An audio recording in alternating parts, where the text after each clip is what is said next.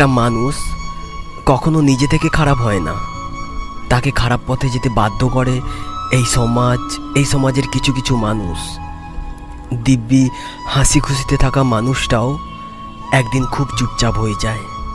যে ছেলেটা সারাদিন বন্ধুদের নিয়ে হই হুল্লোড়ে মেতে থাকতো, সে ছেলেটাও বন্দি হয় চার দেওয়ালের মধ্যে আর পরিণত হয় একদম চুপচাপ স্বভাবের। এসবের একটাই কারণ, কোনো একজনের অবহেলা, যার কাছ থেকে কোনোদিনও আশা করা যেত না। যেমন দিন বদলায়, মাস বদলায়, ঠিক তেমন মানুষও বদলায় সময়ের সাথে। কিছু মানুষ আছে যারা কখনো চিরস্থায়ী পছন্দ করে না। একদিকের মানুষ অপর দিকের মানুষকে হারানোর ভয়ে সারাক্ষণ খোঁজ নিতে থাকে, কোথায় যাচ্ছে, কার সাথে যাচ্ছে, কখন বাড়ি ফিরছে।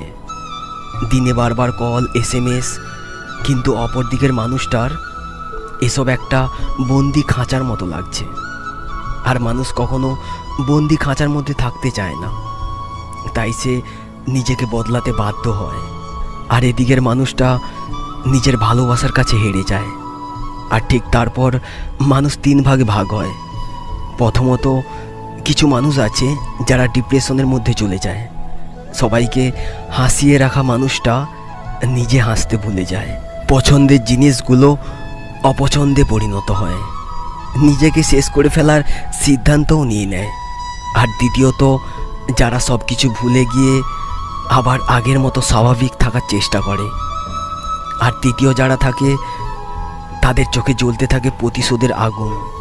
আর তারা ওই একটা মানুষের জন্য সব মানুষকে দোষারোপ মনে করে আর তাদের সাথে খারাপ কিছু করতে থাকে। ঠিক তখনই তারা এই সমাজে খারাপ মানুষ নামে পরিচিত হয়। দেখুন, আমরা ভালো তো সবাই বাসি, কিন্তু কথা দিয়ে কয়জন কথা রাখি? যে মানুষটার দিকে আপনি আঙুল তুলে খারাপ বলছেন, তাকে কিন্তু খারাপ বানানো হয়েছে। তাকে বারবার খারাপ না বলে তাকে বোঝানোর চেষ্টা করুন, বন্ধুত্বের হাত বাড়ান, দেখবেন সে আপনাকে বুঝবে।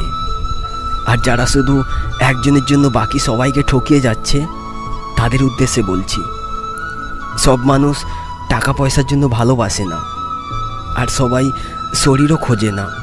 বরং এমন অনেক মানুষ আছে যারা শক্ত করে ধরে রাখতে পারে তার মনের মানুষটার হাত।